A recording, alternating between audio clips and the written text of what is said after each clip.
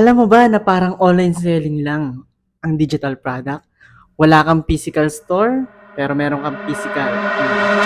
And yes, syempre gamit yung Canva at gamit yung ChatGPT dyan sa cellphone mo is pwedeng-pwede mo na yan ma-utilize para kumita ka.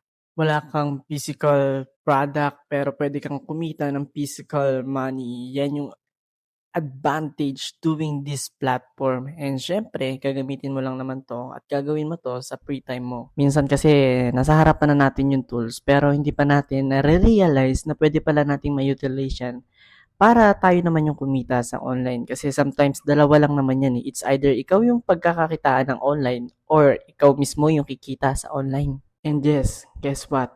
Pwede mo 'tong gawin kahit nasaan ka, even nasa kwarto ka, nasa bahay ka, or kung nasaan ka man. Kahit nagbabakasyon ka is pwedeng-pwede mo 'tong gawin. Maraming pwedeng pagkakitaan sa online na kahit nasaan ka, pero this is one of the best na nakita ko sa online. Kaya ano pang hinihintay mo kung gusto mo 'tong matutunan, mag-comment ka lang ng digital para ikaw naman yung maturuan ko.